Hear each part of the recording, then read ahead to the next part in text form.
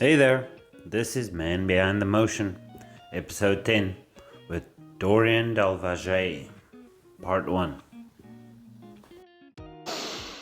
Good evening and good morning, ladies and gentlemen, depending on where you're watching from. As you guys know, I'm JR, your host, and this is Foreignless, episode 10, Man Behind the Motion. Now, I've been very excited for this episode for quite a while now, and my guest today, I don't know if he's been sucking on the teeth of life or found the fountain of youth, But throughout this episode, I want you guys to be in the comments. Take a guess how old this man is and just listen to him today. My guest today, man behind the motion, Dorian Del Valle. I think I got that right. Del Valle. I'm working on it. Here you go, sir. Wow. Dude, I've been super stoked to have you. Super stoked to have you, and thank you for your time. Yeah, absolutely. Oh my God. Happy to be here. You have no idea how long I've been waiting for this. I am. Just look at this man's beard, Now, I'm 31, right? And he's not close to my age. And he has a more manly beard than I have. But speaking of a beard, speaking of that, it is Mental Awareness Month. Now, I'm not going to be a hypocrite because I would be lying if I say I've got my life in order and I'm not mentally fucked right now. Yeah. With everything going on. My the government, she hasn't gotten paid. I've been doing 19 days straight. Those kind of things. And it seems like I've got my shit in order. That's usually the problem. People seem to be looking okay, but inside, it's hard to just dedicate 1 month on 10, 11 other months of just chaos and fuckery. That's my opinion. It's a two-part problem too, with people kind of putting on that mask and not allowing other people into that side of their lives, and then people on the outside not necessarily looking to get into that kind of stuff, or not asking those questions and stuff like that. It's just like it feeds in on itself. I can see that. I can definitely see that. And you know what? It's okay to not be okay. Yeah. I have to believe it, and that's why I think my only message for Mental Awareness Month is reach out to your fellow friend and your fellow neighbor, or if you would say it like that, and ask them if they're okay. The little change of, oh shit, someone actually reached out and asked me if I'm okay, it means a lot. It's massive. It really is. It's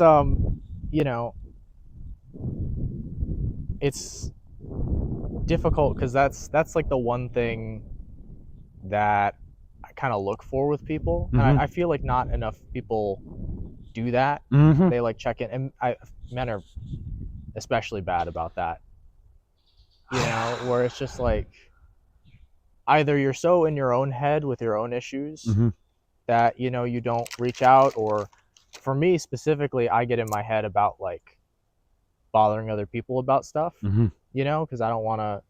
And then there's also the flip side of it where it's like, oh, why has no one reached out to me about stuff, and it's just like, well, is it because I haven't reached out to them, or are they just busy, do they have stuff going on, that kind of thing. And it's just like, in those times I kind of just have to push through it and be like, okay, I should just reach out.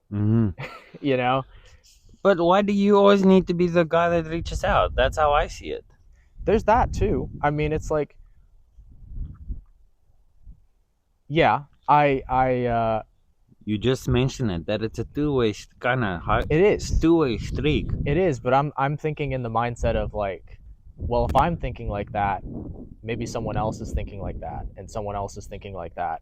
And when you end up with a group of people that are all thinking like that, no one reaches out to anyone because they're all in their head about whatever's going on. I can see that. And it compounds. But yes, it would be nice for other people to take that initiative, but you set yourself up for failure when you put that on someone else to do. Like if you want it to happen, it's kind of something you have to make happen, and you have to be okay with making that happen. It's not necessarily you, because there's two ways you could look at it, right? You could look at it in a pessimistic way where you're like, oh, you're begging for someone's attention, but the positive and like more constructive way to think about it is you are making something happen because you want it to happen with someone else that you want something from. I see that. And in that way, it spins it where it's like, oh, you're not, some loser who's groveling for attention from other people. No, you want to do something that you know is going to make you happy, and you know the people you want to do it with, and so you're reaching out to see if they're interested in doing that with you. I can see that. I can definitely see that. I'm having a hard time. For a long time now. I kind of just stopped. Yeah. I see it kind of rattles me in the inside now that you said it like that. Like, maybe I should rewire that in me. Because I just stopped reaching out to people. I'm always the guy who says, hey, I haven't spoken to you in like a year. How you doing? And so I skipped a year to see who's reaching out to me. No one did. It's a quiet year. It puts it into perspective when you do that. I did the same thing. So it's like and that's I feel like that's the challenge with this stuff is the negative side of you is always gonna win over the positive side. Like you think about that, right? And it's like, oh, it's so easy to think that no one wants to hang out or no one's interested in checking in on you, kind of thing. But oftentimes that's not the case. But it's so easy to fall back into that because you're looking for all of that. Every little thing that happens is just evidence as to that point. So you kind of have to work on, like you said, rewiring almost. I see that. Well, wise words from a young man. I'm only able to say that because I went to a little bit of therapy. Oh yeah. Yeah. So Wait, do you often go? I need to get back into it. Even I need to go back. Yeah. I do couples, and yeah, therapy is definitely a good thing. The solo stuff's kind of daunting, because it's just you in a room with someone else, just like talking about all the intricacies, and so it's kind of difficult to get started with it. But once you're in there, it's different. Is it just me as it started to rain? I hear a little bit of drops. Pitter patter. Well, let it just wash away all our mental problems then. I'll take that any day. Get it out of here. So yeah, it wasn't supposed to rain. Dorian? Yes. You are cameraman. Yes? I am. Is that the right term? Yeah, camera operator. I do steadicam as well. Everything. This industry is so specialized, the film industry. So it's just like, some people prefer going by like all the specific titles, and some people don't care. You? Camera operator, steadicam operator is really. That's what you do. That's the main thing. Yeah. Now you've worked on movies like Suncoast and the series. What's that, Gemstone? How do you say it? The Righteous Gemstones. The Righteous Gemstones. Yep. And you've done a few other things. He's met Woody Harrelson, and I'm definitely gonna get to that later. Yeah. I think that's fucking cool. Yeah. Oh. It was definitely an experience. Yeah, I would think. I would think. I'm glad he's not like some actors out there that are actually just assholes. So besides those two that I mentioned, what else have you been working on the last 3 years? I say that as if See, yet again, I forget how old you are. Yet again, comment down below this man's age. Let's see how. I've been working in the industry since 2019. But I feel like 2020 was the first year that I actually got some like larger production work and stuff like that. Before that, it was all self-produced short films and projects for other people, you know, which I still do yeah. quite a bit. You know, we just did Trevor's thing. Is that when you met Trevor? Yeah, so Trevor and I went to film school together.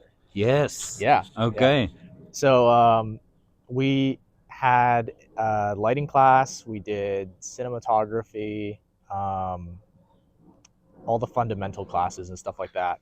There's one story I have from that. The lighting class, there's such a diversity of skill levels at Trident, I'll put it that way, where it's like there's people that, you know, and age range as well. It's a community college, you know, so obviously there's people from all walks of life coming in, starting fresh, right? So I went in there immediately. Actually, my senior year of high school, I was taking classes at Trident. We had a dual enrollment program, so the school paid for the classes, and then I just got to go instead of going to the high school. Gotcha. So I started doing that. I got in a year early, and then right after I graduated, as I was graduating, actually, I transitioned fully into continuing to take classes at Trident. And so Trevor and I ended up in this lighting class together, and we got to the point where we were like pretty proficient with stuff. You know, I pick up stuff really fast, so that's part of why Trevor's so good at what he does. You know, he picks up stuff so fucking fast. Oh yeah. And so we got grouped together a lot just because we were really good at lighting, you know? And so one of the times at the beginning of the class, Mark Bradley, the professor, has us set up a light, right? And then he'll go through and he'll quiz you on like all the parts of the light in the stand and what's it called, right? And so we decided we were going to get the biggest stand and put the smallest light on it because we thought that was really funny. It totally is funny. It's hilarious. He didn't think so. And so he gets to us and he sees we have this tiny little fixture on this massive like triple rise combo stand. And he's like, go get a 2K, which is one of the like bigger lights that we were messing with at the time. And so we go get the 2K, we put it on the stand, we go to turn it on, and the bulb inside of it just explodes. And so we learned how to change a globe. Oh yeah. In that class because of that. Usually that doesn't happen, but you know, the fixtures at Trident, they go through classes and classes of people, you know, setting them up and breaking them down and stuff like that. So it's gonna happen at some point, and we just got unlucky that day. But well, learning curves. Yeah, exactly. So, what was you started in 2019? Yes. Yes. And you said in 2020 was that was that your like, oh shit, this is really happening, this is what I want to do for the rest of my life moment?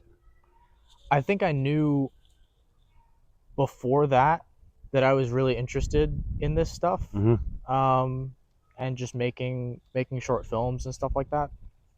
But I didn't know to what degree I would be interested in this stuff, because when I was growing up, YouTube was exploding. You know, like 2016 through 2018 was pretty crazy times for YouTube. Like content was getting bigger. A lot of larger YouTubers were branching out and making shows like on YouTube Red, RIP. But you know, stuff like that. And so I saw this like middle level of production, and I got really interested in making content like that. And then as I got more and more into it, I realized that the quality of content that I wanted to make was more in line with a short film than it was a YouTube video, you know? And so it just ended up being like a logical path of, oh, I want to get better at this. Where can I do that? And then Trident ended up being a thing. I took editing first, because that applied to what I was doing immediately. and then film production and lighting fundamentals, film lighting, cinematography, all that stuff. Mm-hmm. And I kind of just built and built and built until I got to the point where they recommended me for a pharmaceutical commercial that was shooting here. It was for Ben Lista. Mm-hmm. And that was my first actual full-on set experience, Mm-hmm. And I almost didn't get the job, actually. Oh wow. Yeah, they recommended me as a second AC, Mm-hmm. which, looking back, wild. That's a wild recommendation. Oh yeah. For someone just out of film school to work on what was essentially a union commercial, Mm-hmm. In that position. Mm-hmm. And the more I learned about the production, the more I realized why I didn't get that job. It was a 2-camera production, and they were only going to have 1 second. So I was going to have to work with both cameras simultaneously. Okay. And I had never worked with that scale of production. So it's a lot to take on the first time. Throwing you in the deep end. Exactly. And, thank God Trident did that, Mm-hmm. Because I got so many good connections out of it. Mm-hmm. But I definitely understand why the production went a different way. Mm-hmm. So what happened was one of the operators brought up the point that they were like, hey, 2 cameras, we're only going to have 1 second. We should probably bring in someone more experienced. And so the PM, the production manager, got back with me, and she was like, hey, we're going to pull in a more experienced second AC, but, thank you for being interested, and we'll keep you in mind for other projects. The same spiel they give everyone when they turn you down. They say, oh, we'll get you working in the future. May I ask you, how did that feel? Like, how did you stay grounded when you got so excited for something, and then? Well, it sucked. Because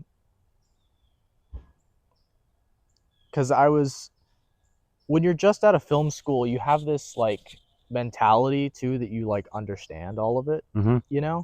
And so I had some of that where I was like, oh, why would they not, give me a chance? I thought, I know all this stuff about cameras. I know the specs wise and everything like that. And that's such a small fraction of what we actually do. Believe me, I thought the camera was the camera. Oh no, the camera is just a little box like this. And then whatever comes after, this man explained to me, I know nothing. So yeah, the whole camera business kind of got me very fascinated. We sat here, for 30, 40 minutes. You just explained. And that's another thing that the way you taught me all these things, I know it's way over my pay grade. But I kind of got the gist. You were very good. A teacher? Are you a teacher? No. But you could be. Dude, the way you taught me that night. Yeah. For someone like me,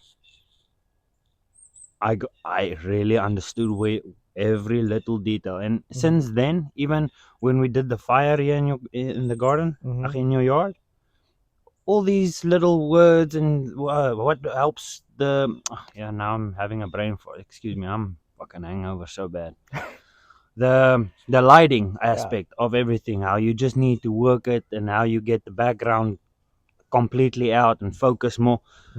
I use that in my edits every day now. Yeah. Every movie I make, every photo I shoot, I just play a little around and I'm learning. But yeah, dude. So you knew you were going to do this since before you started. Yeah, I started with video game design.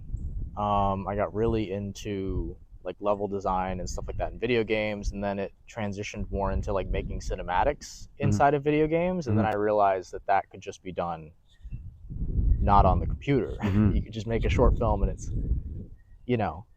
similar, and so I switched over to doing filmmaking. But with that project, the commercial, I really didn't want to lose the opportunity, and I didn't want to do it, but I was like, just let me let me email back and be like, hey, I know you guys, because they listed budget as a constraint as well, as to why they couldn't keep me on for something. And I was like, hey, I know you guys are super budget constrained, but I'd love to just, be there to see the onset experience and help out where I can. I'd love to come on as just like unpaid so you kind of volunteered for PA, this. I did, yeah. And to my surprise, it took a few days, so I could tell they were talking about it behind the scenes. But the PM came back and she was like, "Yeah, sure, we'll have you on. We'll get you in contact with the people, and they'll get the paperwork over and everything like that." And so, nice. Yeah, I got to work on that project. It was a 2-day commercial project, and that's where I met some of the camera people that brought me on to Gemstones. And so if I had just let that slip, I probably wouldn't be where I am right now. The determination is impeccable, dude. I mean, I almost didn't send that email. I almost just took no as no and, walked away from it like I'll get something else. But what did you learn out of that? What, sending the email or the production? Well, regardless, if you didn't do it, you wouldn't have gotten it. Yeah. You learn, take risks. Yeah. And now I absolutely, like, every time someone's like, I don't know, I'll follow up, either with some kind of altered proposition for it, taking into account the things that they were a little uncertain about, like, oh, budget's a concern, or, oh, we only have this much time, or whatever. So you rework the kind of scope of the project that you're talking about with them. Gotcha. And make it fit within their thing, trying to make them a little bit more comfortable with it. Okay. Because a lot of the times people are just scared to commit to it, or it really is a budget thing and they want to do so much, but they have so little. So you kind of have to, make it work around whatever's going on. But yeah, definitely that first rejection is not, you're totally done. Sometimes there is wiggle room, especially on bigger productions. There's stuff that can move around, and oftentimes you can get in ways that you wouldn't have originally thought. Okay. Well, let me tell you one thing. I'm glad you did. Me too. I don't know if you're even allowed to say it or mention it, but what was Gemstone's budget per season? Millions. Millions? Millions. They had a lot. I figured there's some good actors in that. Wow, and it's such a big thing. Like, I am a little bit puffy that I know people like this that have worked on big things. I brag so much about it with my friends. Like my cousin, she's crazy. She just wants to meet everybody. Yeah. She wants to become famous. And I was like, can you help me get famous? No. I mean, I was I applied for the OBX last season, the 5th season, to be construction. Oh yeah. And I kept on also pushing, not pushing, but I went back on an email and I went to and he told me that he had to fill up his places with his OG guys, which is completely understandable. Yeah. And then I do definitely have a shot when they really get busy at the end. Now, I was hoping that shot happened before I got this marvelous job that I have right now. But I think that would have been in balls to the walls. Yeah.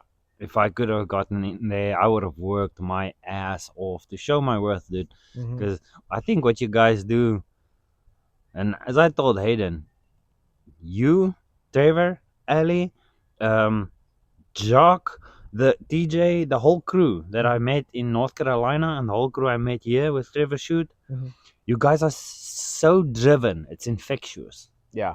Like, I just want more. Yeah. I want to learn more from everybody. And if I know a little bit of everything, that's how the industry gets you. I also want to meet fancy people, Yeah. I get you, man. Would you like a beer, sir? I know you're drinking coffee, but I got you your beer. It's always best to mix coffee and beer. Coffee and beer, yeah. Oh yeah. I do coffee and liqueur. Yeah. That's a big ass can. There you God go. damn. I knew I could find Holy it. shit. What time is it? It's beer time. This thing's cold too. Yeah. Hey, all you Americans that want to travel, reach out to Marika at Firefly African Safaris. Use the code number 4 RNLS25 for a discount code. Real 4x4 Adventures, Real Africa, Firefly African Safaris. Enjoy.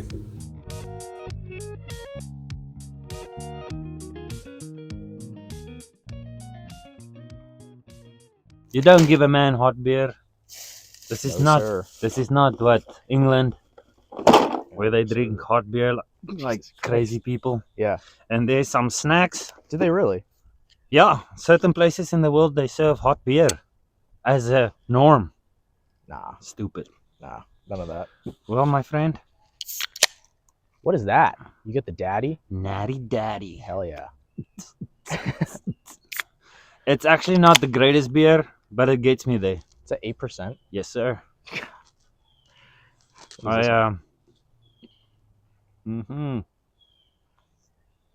It gets me there. I don't have to drink a bunch. Yeah. I'm not bloated. I'm not. Ugh. I drink 1 or 2 and I'm done. And I'm absolutely done. Now, the series you have worked on, would you mention a few? Yeah. Because I know there's one series I would like to ask you about. I can't remember the name of it. But also, I might just be a little bit sour with the government right now for what they put me in my... Actually, everybody. I'm sour that your dad's going through it. I'm fucking sour because before I came here, I looked up and I saw, wow, America, land of opportunity, free speech. Free speech only to a point. Of course. You have that red line, and if you cross that red line, then shit goes south. What else have you been working on? So I'll split it up. Professionally, I did The Righteous Gemstones Season 2. I was in camera department for that. Then I did a Hallmark movie called... It ended up being Girlfriend Ship, I think, as like the release title. Is it the rom-com? It's a Hallmark. You know, all Hallmark movies are just... That's a genre, you know? Then I did Rock the Block, HGTV, Season 3, camera department there. And then, what was it? Suncoast. Big opportunity with that one. That was my first... Rock the Block, I was an assistant camera, but it's different when it's reality. There's no slating, there's no camera reports really. You know, it's kind of just you shoot a lot of stuff, and it's all real time and kind of just off the cuff, you know. So it's very different from what we do in the narrative world. And typically they don't even get an assistant, the reality operators. So that was kind of rare for that show. But then we did Suncoast. Suncoast was the first time that I was a legitimate second assistant camera. You know, I had the slate, I was doing Zoe log and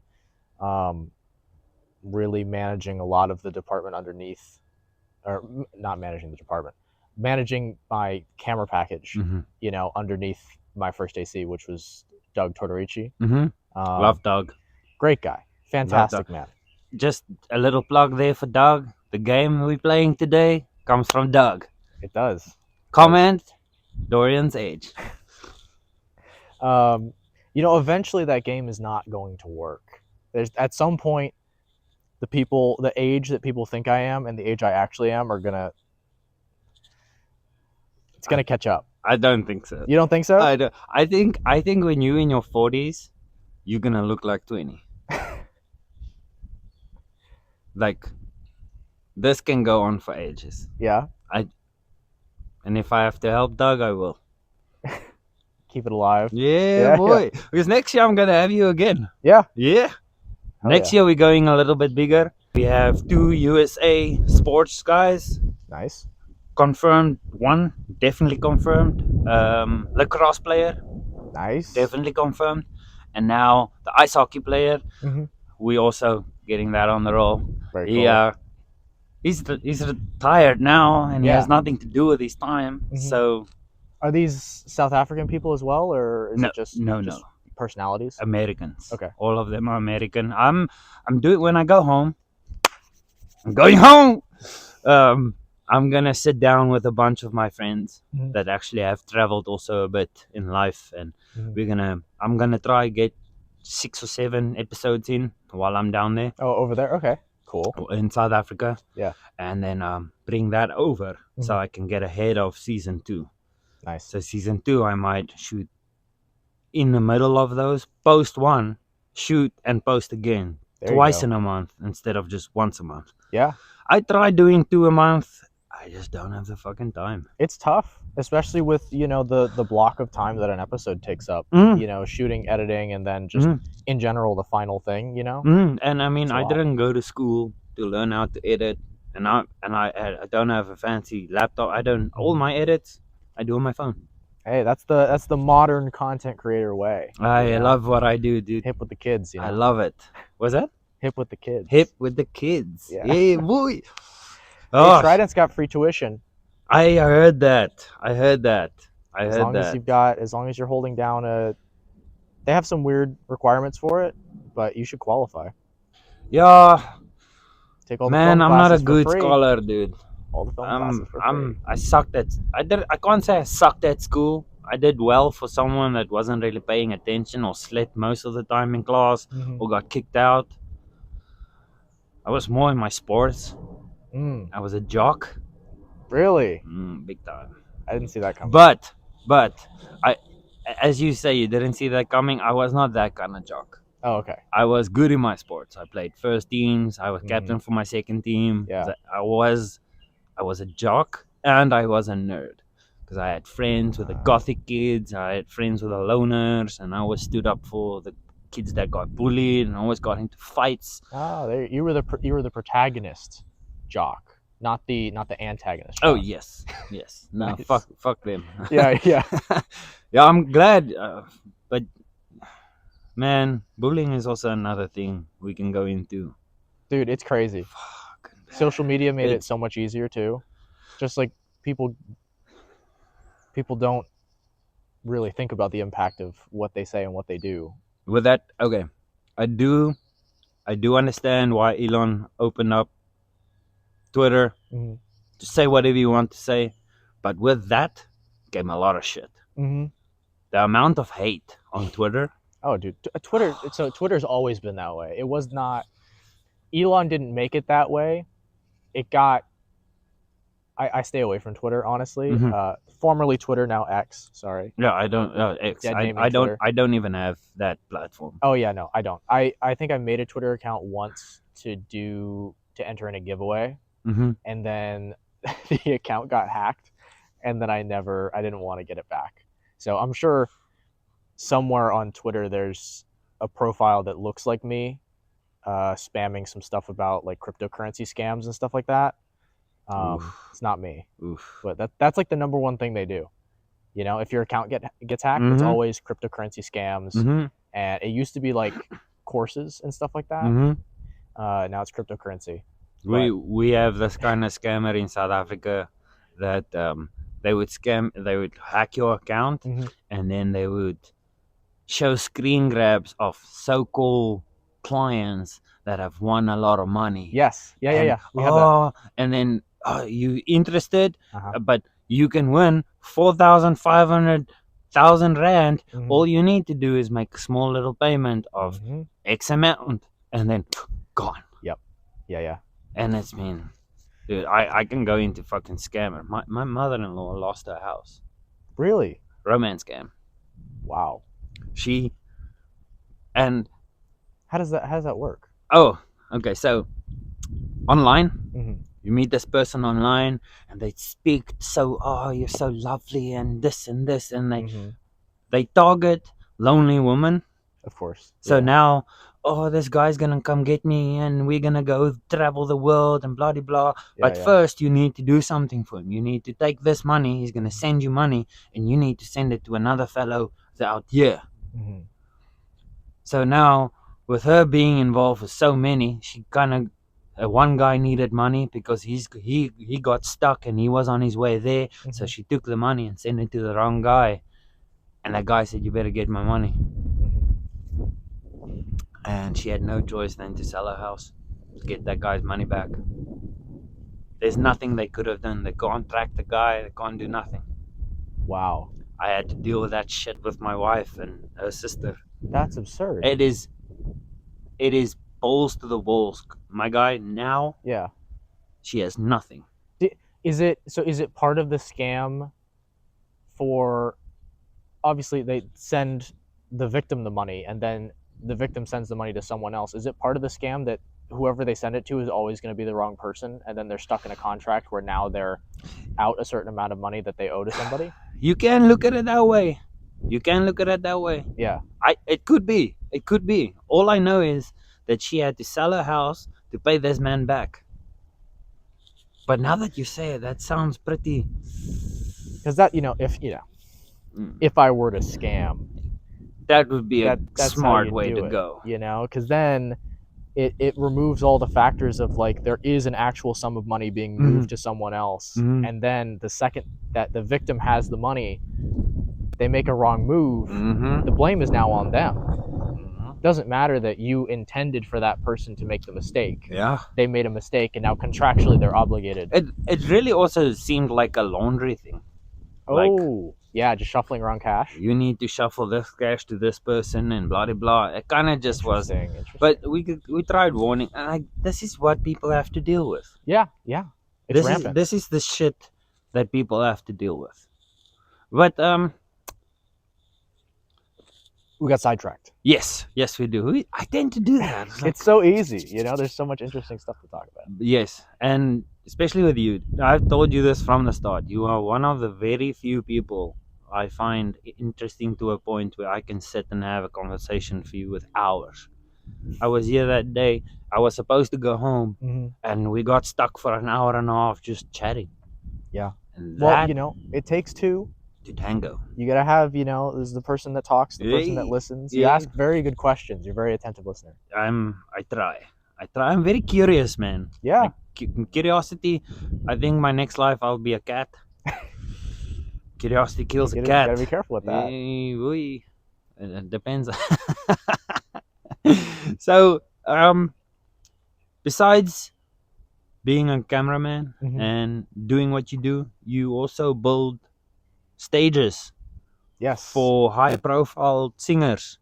I want to know some lists so I can tell the people what would this guy meets so many famous people, or just is in the vicinity of these people. You have such a way of phrasing it, that makes it so much grander than it is. I feel like. I think it's grand as fuck. It's so funny building stages for high profile people. Yes, I do that. Yeah. So I do stagehand work, which basically what we do is a touring company will come to an event venue, like a Coliseum concert area kind of thing. They have a bunch of trucks that have a bunch of equipment in it. We unload all the gear, set everything up the way that they want it. And then the performers come in, they do their set, they leave, we break everything down, put it in the truck, and they're off to the next city. And some other group of stagehands does the same thing there.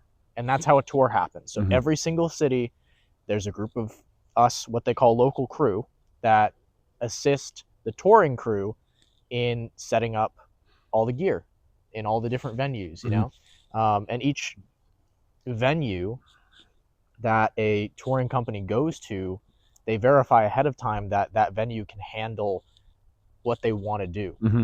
So for the most part, everything gets set up pretty much the same way, and it goes relatively similar per show. There's slight changes, but for the most part, it's a touring crew's job to make sure that everything is pretty perfect across the whole duration of the tour. Okay. You know, and then you get Ellie that falls through the. Yeah. Man, The I'm stagehand just stuff glad is she's dangerous, okay. man.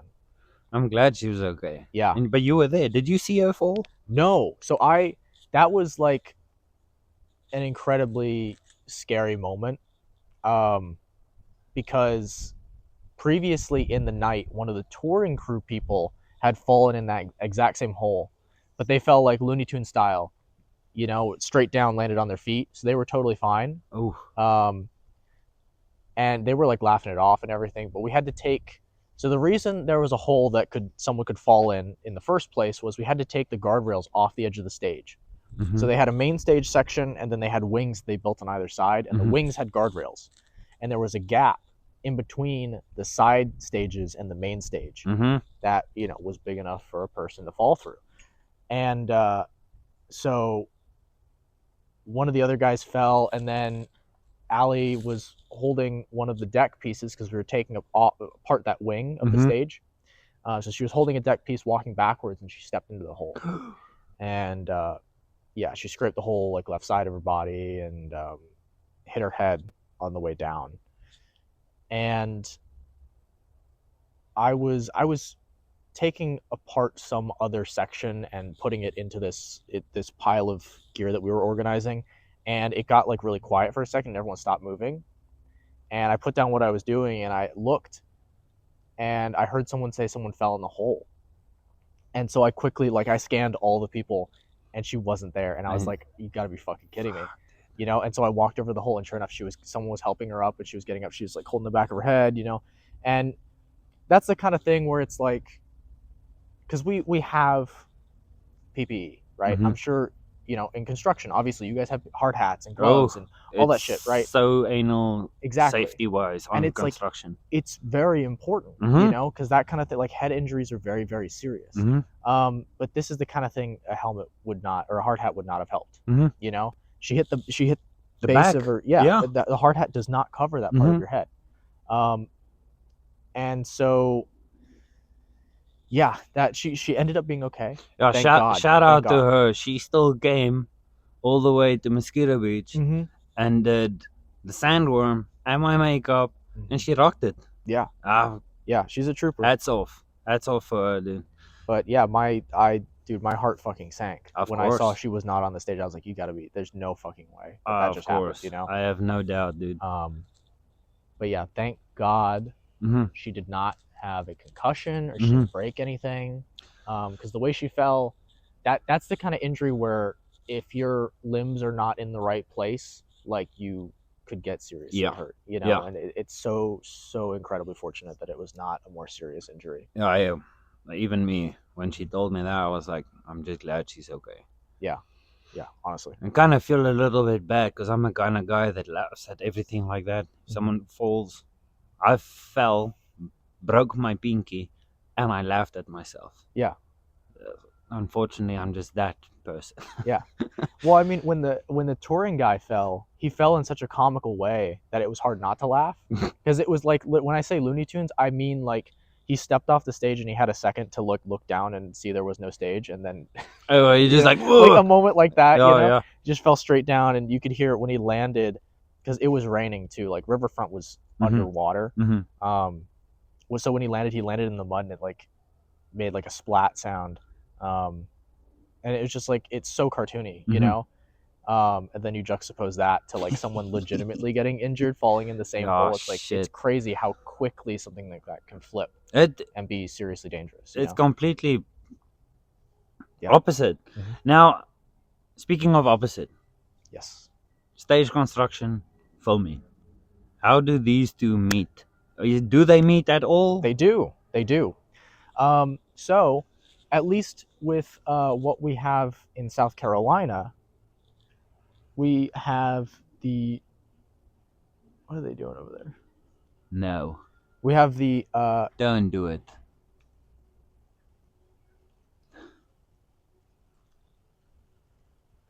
Was it supposed to rain today?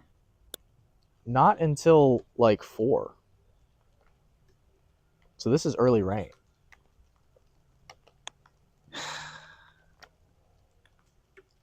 Hey, the tent came early. The tent? Yeah.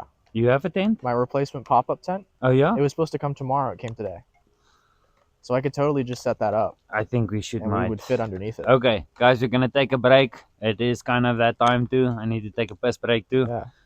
We'll be right back after this commercial break. Yes. Commercial break. I love it.